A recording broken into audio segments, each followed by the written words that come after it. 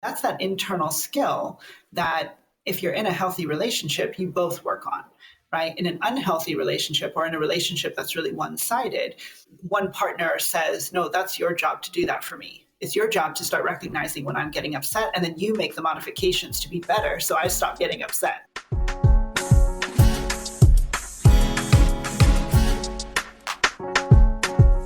Hello, everyone. Welcome to the Narcissism Decoder. I'm your host, Dr. Anthony Mazzella. I'm thrilled to have you join us for today's episode because we have an incredible guest, again, Kristal DeSantis. Kristal is a licensed marriage and family therapist based in Austin, Texas, with expertise in relationships and trauma. She's the creator of the strong model of relational therapy, a trauma-informed, attachment-based approach, and the author of a guide on modern relationships for men. I'm very excited to hear from Kristal. So let's get right into it because Kristal and I started a discussion in the last episode. If you haven't had a chance to look at that, I encourage you to go back and listen to that episode. And we were reviewing, and Kristal will jump in here.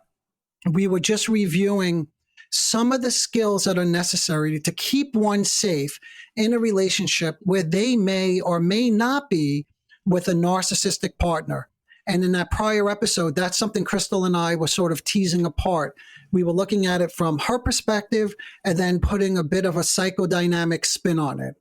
And we left off with, she went over two skills in that episode, and we were just about to broach the topic of self-regulation. But Kristal, please welcome back, and thank you for being here with us again today. Yeah. What did I miss in the recap? And please jump in, and then maybe we could go into self-regulation when you're ready. This is good. The recap was great. And yeah, these are the what I call four S's of safety as the foundational element of a strong relationship, right? So the S in strong stands for safety. It's kind of the first pillar of a healthy relationship. And these are the four elements of safety. So we're on to the last two, which is, great. Yeah. So self-regulation and self-expression, which in kind of shorthand are conflict and communication skills. And so as a couples therapist, these are kind of the main things that when people are seeking therapy, you know, when I ask like, what's bringing you in, often they start with, we're having conflict and communication issues. Like, you know, we can't communicate well with each other, or our conflict continues to kind of spiral, or we keep fighting about the same stuff. So, okay, that's good. We got it. So we have now a little different than the prior episode. We have spiraling conflicts. Very exciting. Okay, let's talk about that. And I think, and again, you'll help me out here. That's what you mean by, you're calling self-regulation, but spiraling conflicts implies they are both of the partners are in a dysregulated state of mind. Is that right? Absolutely. Yeah. Because again, you know, in any relationship, there is going to be conflict, right? It's like, you know, if you're going to spend 60 years with somebody, of course you're going to have disagreements. Of course you're going to have times where you're, you know, not having a great time with the other person, but there's a way to have healthy conflict and there's unhealthy conflict, right? Well, please, yes. Can you distinguish between the two before we get into self-regulation? Like, absolutely. I know I did this last time, but let's go over it. Like maybe an example of like, what's a healthy conflict as compared to an unhealthy conflict? Well, again, I think that's where self-regulation really comes into play. Is I talk about in my book and, you know, with couples about the window of tolerance, right? We all have a window of tolerance for when we can stay regulated. Right. And staying regulated means that, you know, our prefrontal cortex is online. We are able to understand and listen to our partner. We are also able to, you know, kind of hold space for their perspective as well as advocate for our own. Right. But you have to be regulated in order to do that.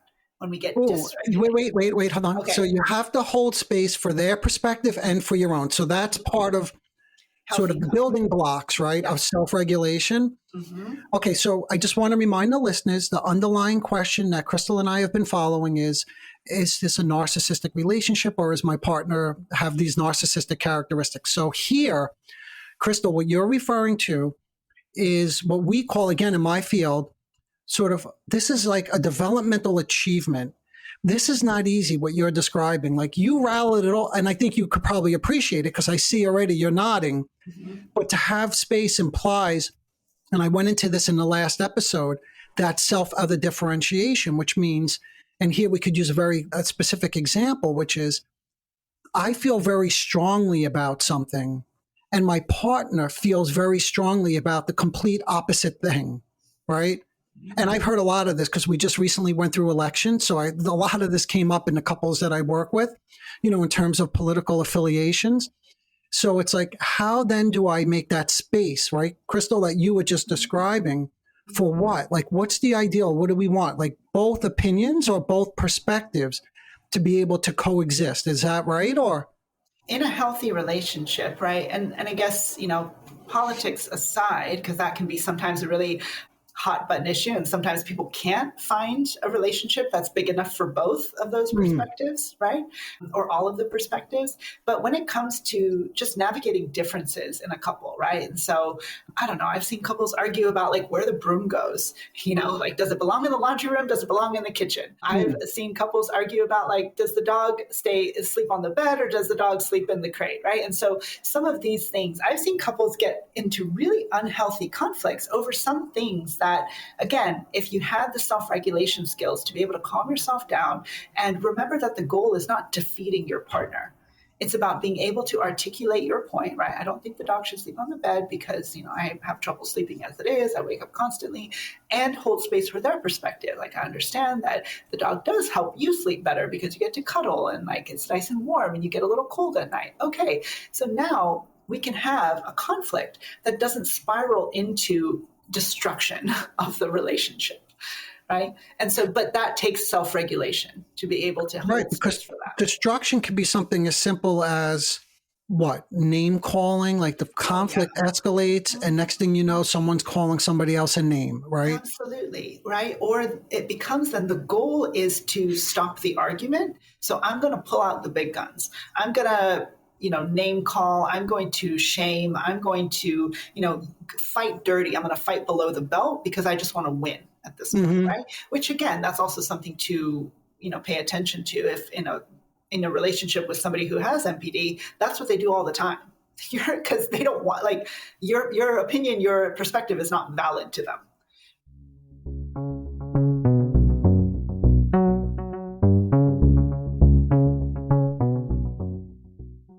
It becomes a threat. Again, I know I'm leaning on this one concept and I can bring in more, but because to accept somebody else's opinion means then that they're separate. And when there's separateness, there's loss. And that's something that's really hard for them to tolerate. I mean, that's the whole structure of the narcissist, is the grandiose self-structure, which is in that structure, that grandiosity, that omnipotence, there is no loss. Like they have everything. They possess everything in the world, everything that's good and valuable. So for someone to have a different opinion, something as simple as that implies a loss because now they're separate from you. You no longer own them, or they're not like an extension of you at that moment. Mm-hmm. Yeah. And so that's something, again, of, working through this with couples is, first of all, can you regulate yourself without blaming your partner for your dysregulation? I think that's another big warning sign. Right? Let's dig into that. Let's go into that because I'm imagining that my listeners or the listeners of this podcast may be saying, what does that actually look like? Like, how do you begin to regulate yourself? And I imagine you probably in the book have some skills or something that you teach for that. Is that right? Yes, I do. But what that looks like, and I think you talk about this like self-other differentiation, right? And somebody's, again, going back to that premise of is my partner a narcissist, is, when it comes to conflict with a narcissist, often they blame their dysregulation on you, right? Well, look what you made me do. You were the one that made me mad because you blank, right? And I can't see your perspective because you made me so mad that I, blank. Right. And so the self-regulation really goes back to in a safe relationship, people can take accountability for their own triggered state. Right. And they can name, like, I'm too upset to continue to have this conversation right now. I need to slow down. I need to catch my breath. I need to calm myself down because I'm too upset to continue this conversation because I can feel myself getting ugly and I don't want to go there because I love you. So I'm going to take myself into accountability and regulate myself. Right? Wait. Hold on. I appreciate this sort of us getting to really flush this out because I'm just making believe. I'm like the patient now. And in the mind of a patient, at that moment, you said, I have to calm down and I have to keep in mind that I love you. But at that moment, okay, so here's another psychoanalytic concept, which is splitting. So when they get into a dysregulated state, and this is sort of the underlying thing of all personality disorders, is they're known to have a fragmented sense of self. So the fragmented self leads to splitting. And splitting is that all or nothing. Either you're with me or you're against me. So in the moment right here, Kristal, that you're describing, they don't love their partner anymore in that moment. And not only do they not love them in that moment, and this is the really sad part, but they never loved them because their partner always did this to them. You see, it gets really quite exaggerated. They don't make that link. The connection is completely absent at that moment. So then the question becomes, and we're just playing this out. So if they cannot remind themselves, I do love this person, and I don't want to hurt somebody that I love, because that gets lost. I don't know if you ever encounter this, or if you could speak to that a little bit in terms of what we might do in that case. Or we could think about it together if you like. Yeah. And I guess, again, this is why I like to talk about it as skills, because self-regulation, again, for me, coming from, kind of the relational perspective, is this starts in infancy, right? This starts with, Yes. As an infant, you cannot self-regulate. This is why you rely on your mom's or your dad's nervous system to regulate you, right? Babies cry, their parent comes and comforts them, right? But ultimately, right, when you become an adult, when you start developing, you learn to regulate yourself, right? You don't always have to reach for the other. And that becomes that healthy level of development, right? That you're no longer acting like an infant. You don't get to throw a tantrum every time you're having a bad day and take it out on your partner and expect them to comfort you, right? So that also is part of the skill building that, unfortunately, not all of us had families that taught that. Right. Instead, maybe you were either raised in a family where your parent did continue to come and soothe you and comfort you. And, whenever you had a tantrum or you had a bad day, they would, they were overly involved and they would come and save you from your distress. So you never learned how to manage your own distressing emotions. And so instead, you're just bringing that into your relationship. You expect your partner to drop everything when you're upset and attend to your needs, because that's what your parents did. Right. Or you grew up in a different home where, maybe after a certain age, your parents would simply punish you when you displayed any kind of distressing emotion. So rather than learning to self-regulate, you just learn to self-suppress. Right? And so you just become this little ball of resentment and anger that, why isn't my partner checking on me? Why don't they care? Right. And it becomes a whole narrative of, my partner doesn't care about me. Yes. Where maybe you're not actually displaying any openness for being cared for. Yep. Right? Yep. Exactly.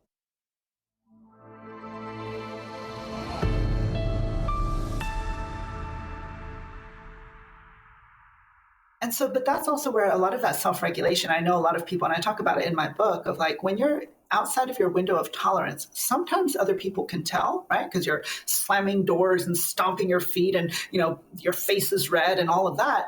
But not always, right? It's like sometimes it can be very internal, like your heart is racing, your stomach is clenched, you're gritting your teeth. But to an outsider, it might look like, oh, you're having a very calm discussion. But inside, you're highly dysregulated.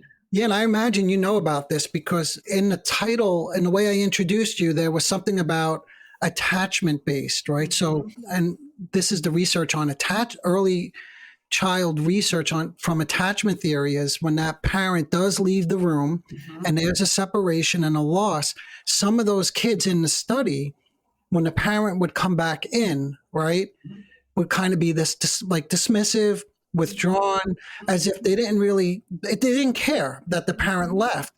But when they sort of hooked them up to sort of monitor their physiological response, I guess, very close to what you were just describing, their heart is racing, the sweat glands are open, that they're in a state of panic, right? Yeah.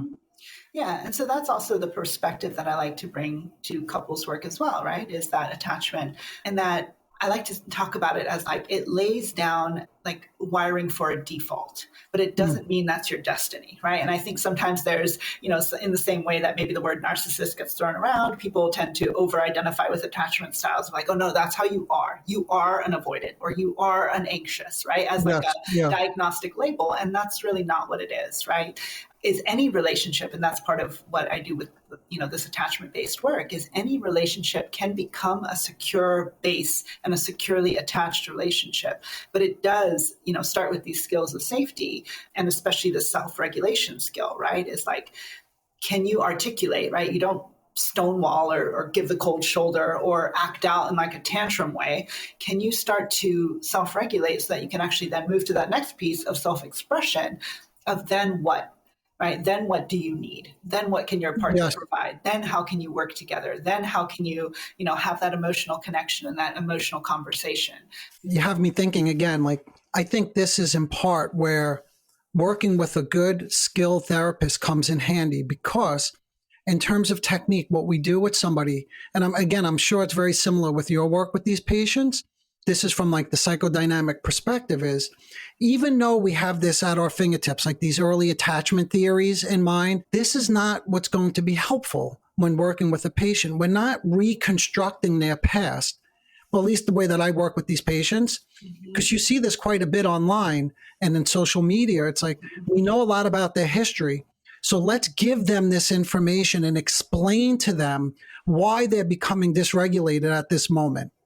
But in my experience, that doesn't work, because when someone is in a dysregulated state of mind, making a link between the past and the present is impossible. So the goal then, again, I think we're probably saying something similar, but I'll just use a little different language. In the treatment, part of what happens is an internalization of a certain method, which is the work that I do when patients become dysregulated. And it does happen in session, because we go over the situation very closely, like I was describing in the prior episode, is when I slow them down and I'm like, let's go over this word by word, right? And they start to become dysregulated. And then in the session, it's kind of like a modeling in a certain way, but it's giving them that opportunity from what you were just describing to start labeling, and putting thoughts and feelings into words and using words to express something that's going on inside of them. And words already have symbolic meaning, which gives them a little space then from their emotional experience. And then slowly over time, and this doesn't happen in a couple of weeks usually, because this is, like we said, this could be deeply ingrained in their personality. It's a process of change, but slowly over time, through the acquisition of language, right, labeling emotions, identifying them, and internalizing a new way, through the work that we do, to slow down and really think about things, then they could start to become less dysregulated. I know that wasn't the best way to say it, but they become less dysregulated less frequently. Well, anyway, Yes. I think you know what I mean.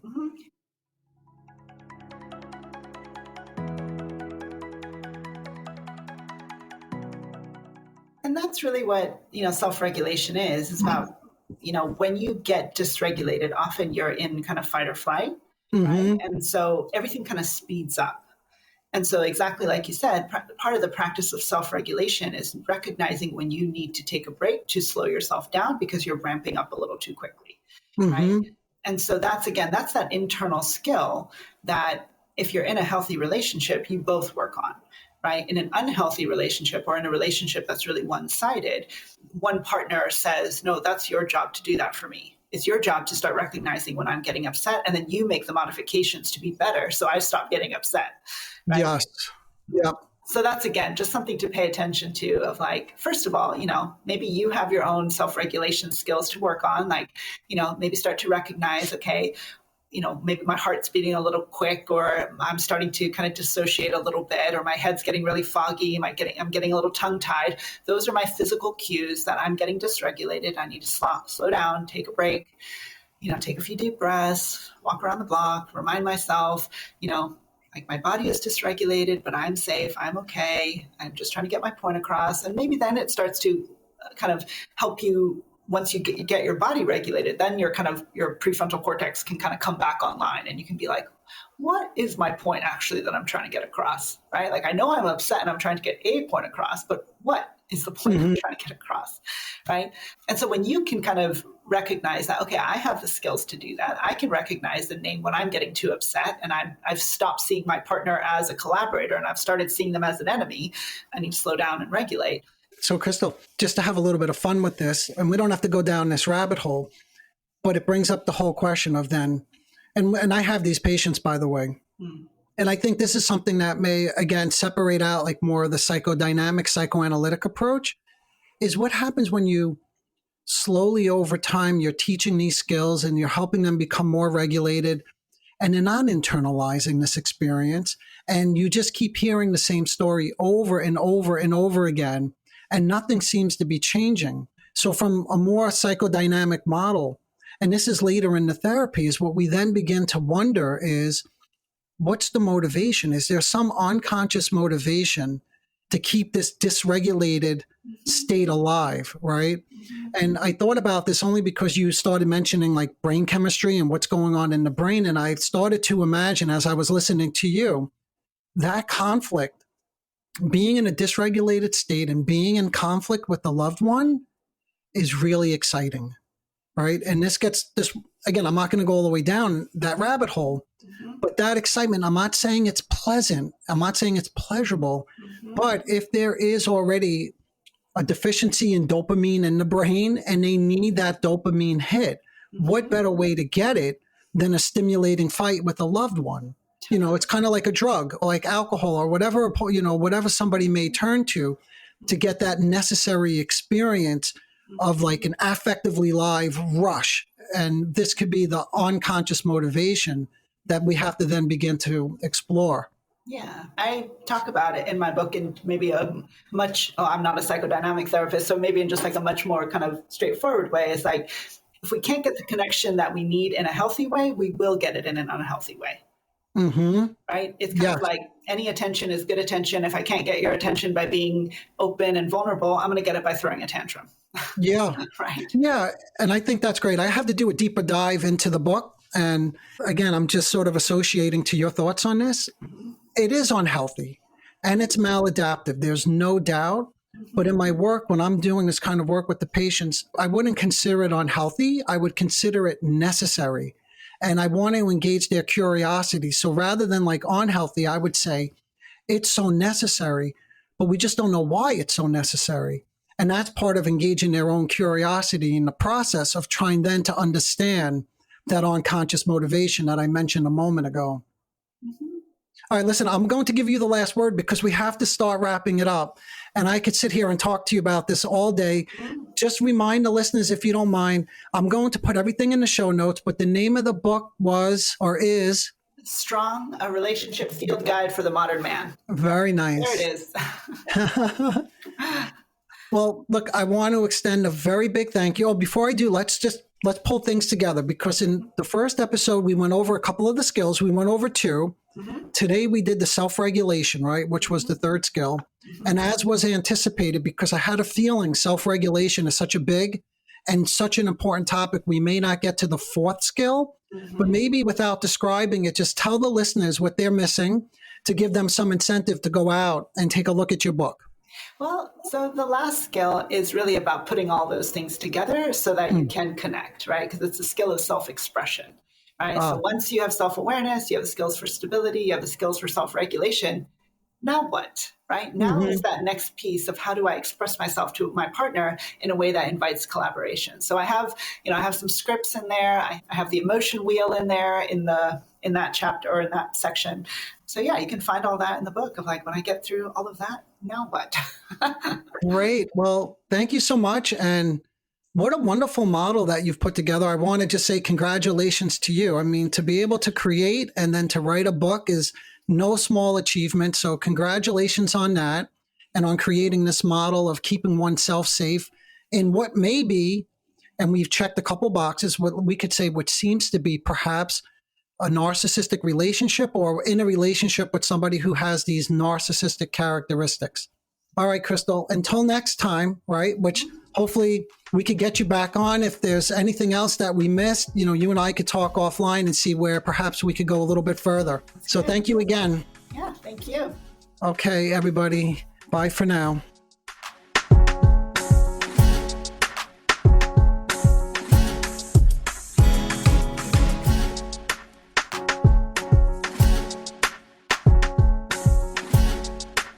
Disclaimer alert. The Narcissism Decoder podcast is provided for general information purposes only. The content presented in this podcast is not intended to diagnose, treat, or cure any psychological condition related to narcissism. The content on this podcast should not be considered a substitute for professional medical advice, diagnosis, or treatment. for specific advice pertaining to narcissism or any other psychological condition, you could reach me directly. I am an experienced mental health practitioner who is always taking on new patients. If you would just like a consultation, I can do that too.